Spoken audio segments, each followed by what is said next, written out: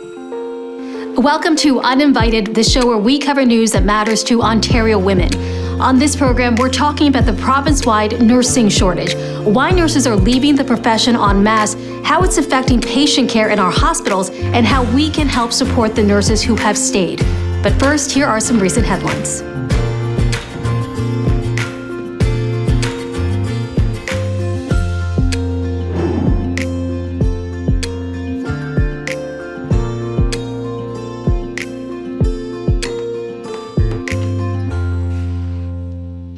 We begin with growing outrage from everyone from parents, teachers, even school board officials over the latest decision by the Ford government to no longer be transparent over COVID-19 cases in schools and childcare settings. Instead, Stephen Lecce, the province's embattled education minister, says schools will be going off absentee rates. So only after a third of students and staff are away, that's when parents will actually be notified directly. But school boards are pushing back, saying that doesn't go far enough. Both the Toronto District School Board and the Toronto Catholic District School Board say they will continue to notify parents directly of a COVID-19 case in the classroom, despite the provincial edict saying otherwise. It's all part of the patchwork plan panned by experts and slammed by critics as students and teachers return to the classroom. There's concern over how few 5 to 11-year-olds have rolled up their sleeves so far. Only 45% have received at least one shot. That's compared to nearly 83% of those aged 12 to 17. Some experts are worried that hesitant parents are seeing Omicron as being less of a threat than previous variants. And those lagging numbers have the Ford government under pressure by some to mandate the shot for school-aged children. Ontario's top doctor, Karman Wong, said, quote, "We want more experience with it before we mandate it." After outrage over those comments, Moore was forced to reaffirm that shots are safe, saying, quote, "I want to be clear that the pediatric Pfizer vaccine for children is safe, effective, and provides strong protection."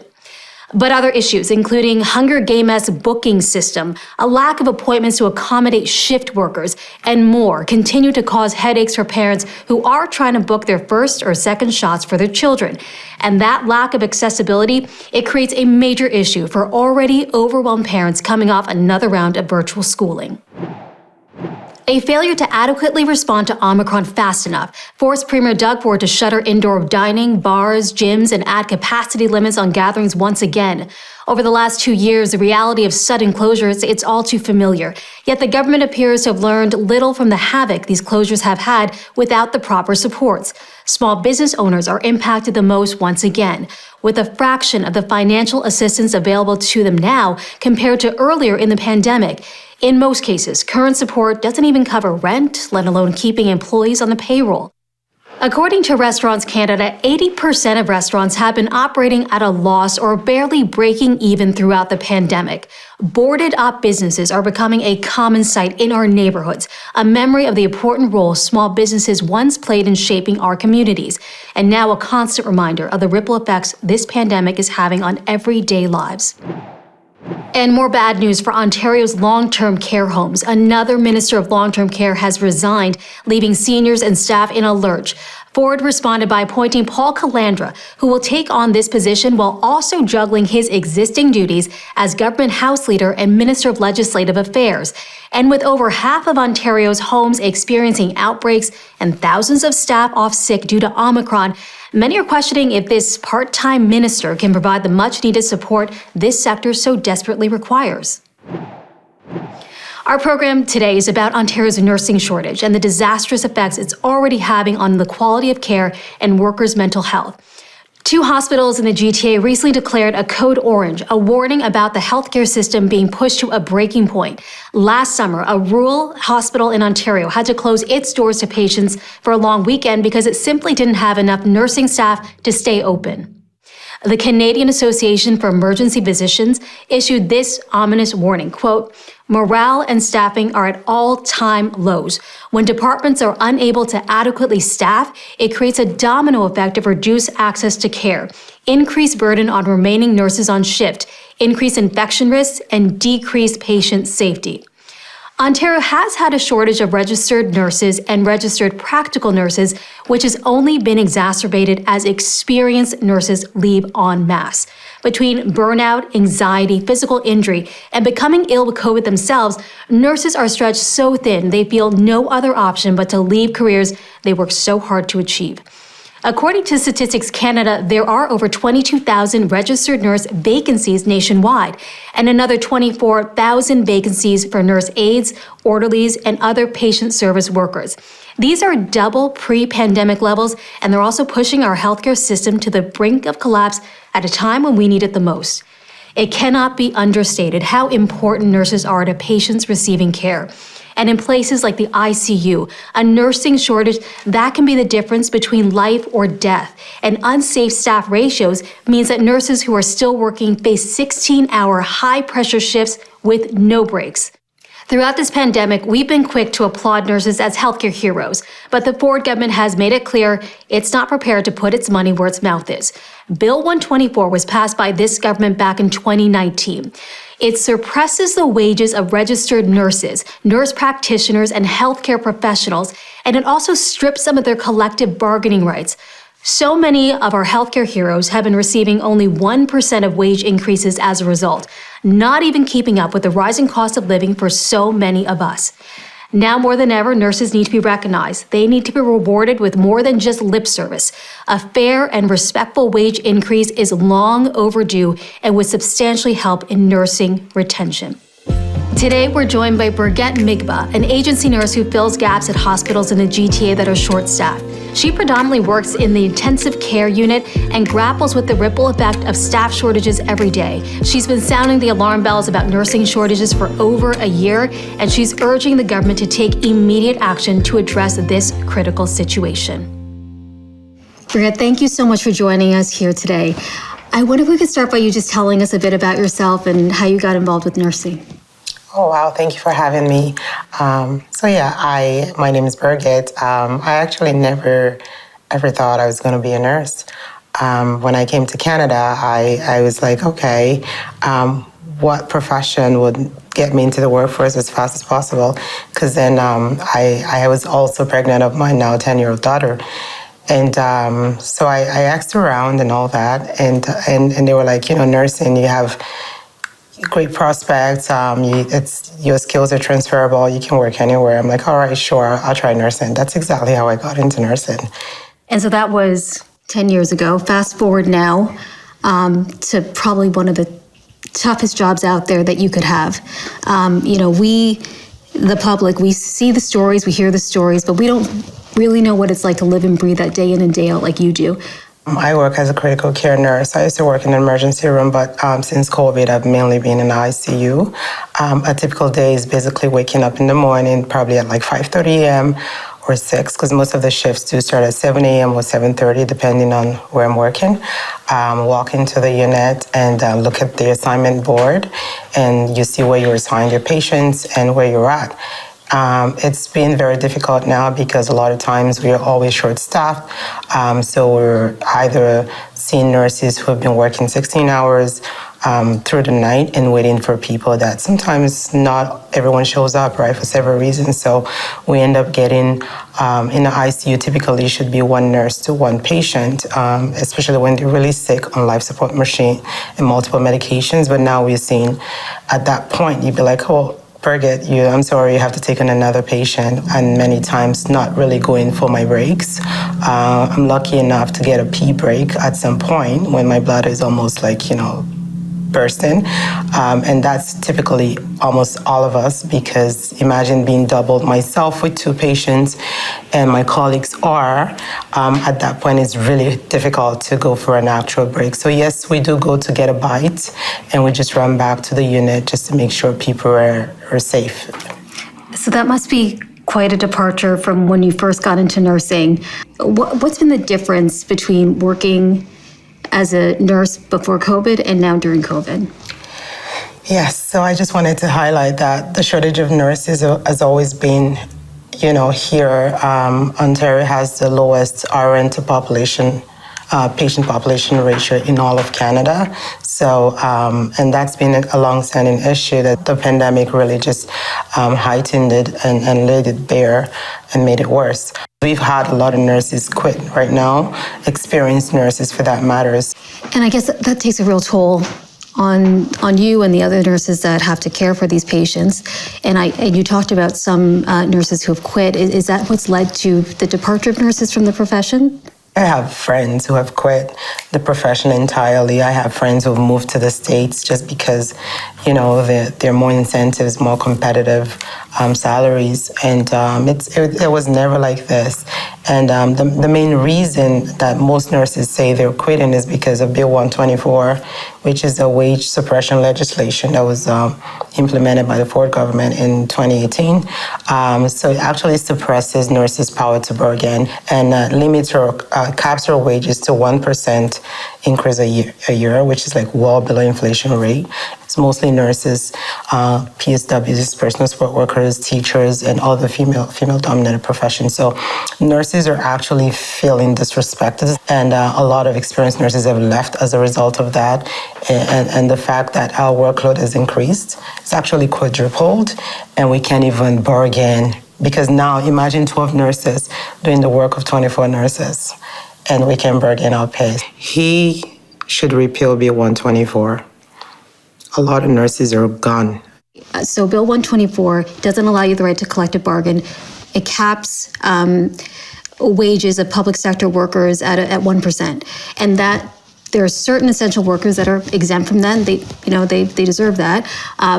But the professions we're talking about, as you mentioned, are mainly female-dominated professions. So it's really tougher on women. Absolutely, because we know a lot of nurses are women, and many of these nurses are women with children, and we know the childcare issue in Ontario as well, is pretty expensive, and definitely we're seeing mostly female-dominated professions subjected to Bill 124. And we are feeling very disrespected. And sometimes we're like, is it because women are expected to carry and bear the burden and carry the weight? And even at work, sometimes when there's no replacement, my colleagues, a lot of us are guilt-tripped into staying back for 16 hours. And because we're expected to do that, right? And even some people say, oh, why don't you just leave? It's not that easy. When you work in an ICU where the patient's life really does depend on a nurse being present 24 hours, you can't just walk away. So I've seen people actually not go home to their children just because they had to stay back. Have you ever wanted to quit? Yes. Yeah. I have. What stopped you? I love the profession. I really do. I do. Lately I've been describing it more like a love-hate relationship. I love what I do. I just hate the working conditions and I hate the disrespect. I hate the policies that are working against us. But I really do find so much gratification in caring for people, especially in such vulnerable states, and making a difference.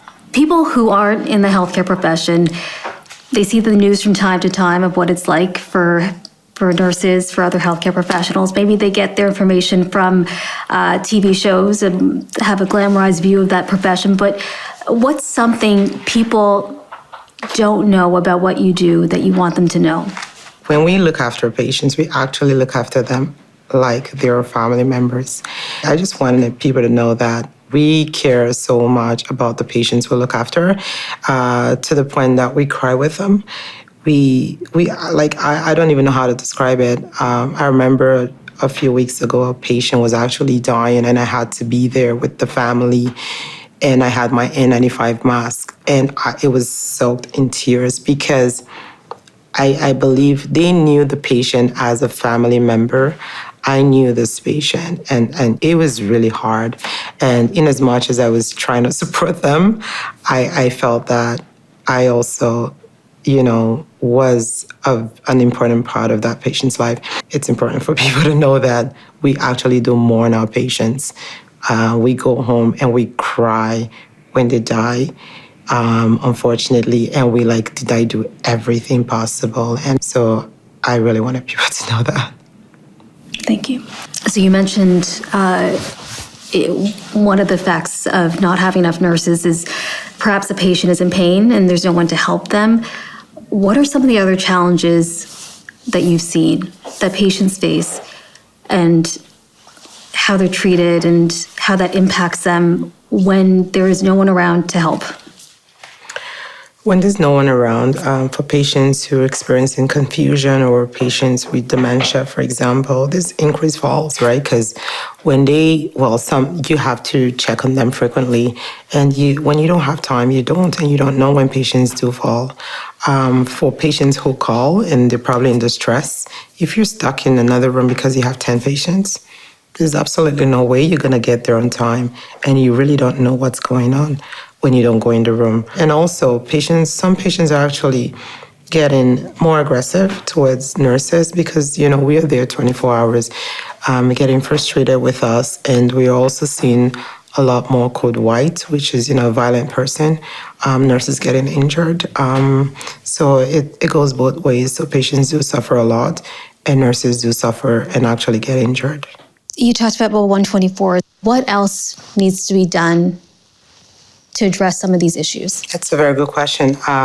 We need, more flexible work life, more flexible work to be able to create a space where nurses would have a work-life balance, really.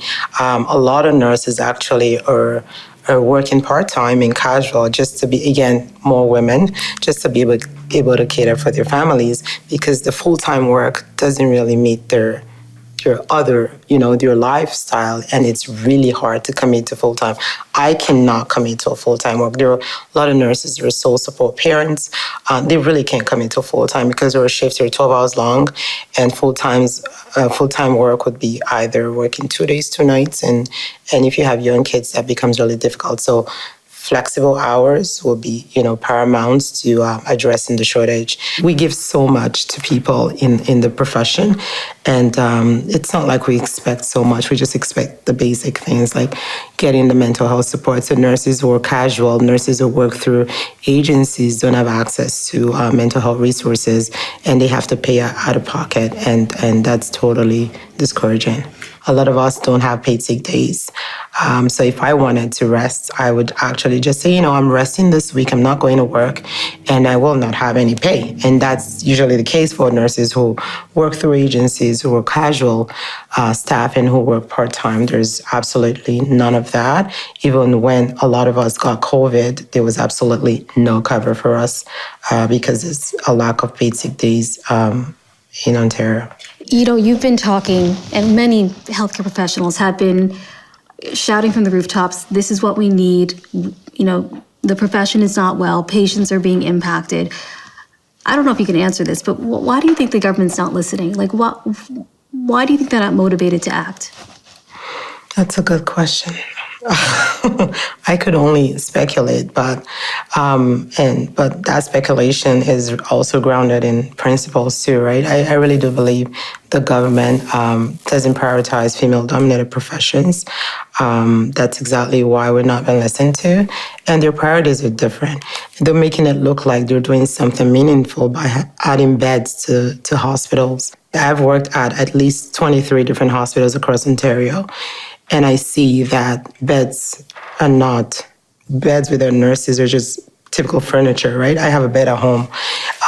So adding more beds, and I see a lot of empty beds. I see the numerous times where we have beds and the doctor, the respiratory therapist, everyone's scrambling, the manager, the charge nurse, on how to get that very sick patient from emerge to ICU. Is there a nurse that has any training in critical care nursing that can come up and take this patient? And that patient was stuck in emerge because they couldn't find any. But we did have beds. We had at least 5 empty beds, furniture, no nurses. So their priorities are different. And not until they start to see that, people are really being impacted. And I hope their family members don't. I don't think anything would change. Do you think that if they could see what you see every day and what people who actually are affected the most by the pandemic have to go through, that they would feel differently and do things differently? I think so. I actually invited the premier to come for a shadow shift with me for 4 hours. Well, I don't think he saw my tweet, but I hope so that their perspectives will change. They haven't really been visiting these places, like in the emergency rooms. We're seeing hallway patients despite the pandemic, right? And despite COVID being airborne. We do close triage sometimes. In one of the local hospitals I work, we close triage. That means that if there's a cardiac arrest coming, you have to bypass a hospital and go somewhere else. And we know that time for a stroke is brain and time is muscle. And every minute counts because there are certain medications you can no longer give once that time has elapsed. Even if they were to get a glimpse one day, I don't think it would fully capture the feeling I get from healthcare workers where you know what you need and you know what the patient needs, but you can't help them. You're helpless at some points, and that just must be such a frustrating thing to feel every single day with no end in sight. Yeah, correct. Yeah, so there's a lot of moral distress, moral fatigue, compassion fatigue. I have colleagues that have been diagnosed with depression, anxiety, PTSD since this pandemic. They never had it. Nightmares, and it's challenging. So I think if they come, and I actually said, if every politician would have a rotation in an ICU and emerge or wherever, I think their perspectives would change. You deal with a lot of patients, a lot of really tough cases, but maybe you could tell us a bit so we can understand better the effects of the nursing shortage, a case that's really stuck with you. So I was working the other day. We had 24 patients in the ICU and only 12 nurses showed up. So there should have been a minimum of at least 22 nurses show up. So only 12 nurses. Every single nurse was doubled. 10 of the nurses were new nurses, new ICU nurses. So they had only been in the ICU in this pandemic. I still recall one of the more experienced nurses saying, is it just me and her that experienced it? This is hard because if a patient should go into a cardiac arrest, they have to pull all their knowledge, skill, and experience to help out, as opposed to the new nurses who have to rely on the support of the more experienced nurses. These patients were too sick to be doubled. I am not comfortable. And they're like, no, we don't have anybody. Like, there's nothing we can do. I'm like, there's absolutely no way I'm going to be able to look after them. Like, no matter what, like I'm not a super nurse. And the charge nurse was frustrated herself. She had tried her best. She had called all day. That's exactly what she told me. They could not find a replacement. I was quite upset. I was like, I don't know what to do. There's no way I'm going to be able to look after them. And that was the first time I was almost going to be like, should I go home? Should I run? But that's not even an option because we're legally bound not to abandon patients, and no matter what. So I was like, oh my gosh. So that was how my shift started. And I did not go on break that night. It was a night shift. I will never forget. Both patients were actually decompensating at the same time. They were both intubated. And I was so afraid. That was the case where I screamed from the other room that I need help. There was absolutely no way I could have been in the other room while the other patient was also decompensating. And it was a nightmare. And luckily, they were both alive. They remained alive at the end of my shift. I went home in tears. We've had a lot of voices on this show, whether it's teachers, nurses, people in the long-term care sector. And we've all heard, you're shouting from the rooftops, this is what needs to be done. The government, the premier, it's fallen on deaf ears. Do you think the premier and his government are not listening to women? Absolutely, I think so. Because we're women. It's so hard to be working on the front line and finding time to go to Queen's Park for a rally. We did that under the rain. And we did that. It snowed on us. It was raining on us. They've heard, but they're just not addressing it. And it's so obvious that they are targeting women. And unfortunately, people will suffer from the nursing shortage because people are already suffering. We've heard of ambulances being, not available, and different regions announcing we have no ambulances available. Why? Why are there no ambulances available? Because 10 of them are parked in our emerge. They cannot upload these patients because there's only one triage nurse, and you see how it affects everybody. So in the end, we are all affected no matter what. I mean, he has to repeal Bill 124. He has to implement 10 permanent paid sick days, and he has to get on the child care program because now it's so obvious that women are being targeted by his policies, and he wants to make that right. Birgit, thank you so much for joining us here on Uninvited and sharing your perspective. Thank you for having me. And thank you all for watching and tuning in to Uninvited. This is Working Ontario Women News. It's time for a segment that we call I'm Speaking. It's your chance to tell us what you're thinking about, your concerns, your frustrations. Head to actwow.ca to record a 60-second message, and we'll play it here. And now, I'm speaking. I'm speaking. I'm speaking. I'm speaking. I'm speaking. If you don't mind letting me finish. I'm speaking. I'm Ashley Hill, and I'm from Thunder Bay. And I just wanted to reach out and talk about the victims of violent crime compensation. So prior to 2019, this used to be up to $25,000 for any victim of violent crime. And then the current government has changed the system, and now it is to a max of $5,000. You will only get $5,000 if you are determined to be disabled and or dead, and the money is left to your family. This compensation was focused on people being able to set themselves up into a new life. I feel as if women were able to access this and set themselves free from an abuser. Any domestic violence, any incident where there was an ability to access this fund would have helped a woman regain her freedom and regain her ability to have a life outside of her abusive relationship. It isn't the government to decide if your mental health is torn by a panel, for one, but to sit in front of a panel and maybe barter yourself $5,000 that might set you free after you've gone through this whole process of reiterating your story over and over and over again. The $25,000 was a fair compensation for somebody who has needed to start their lives all over again from domestic violence. So please retake a look at this, because this is a provincial responsibility, and it really helped a lot of women in the past, and it still needs to continue. Fair compensation for victims of violent crime.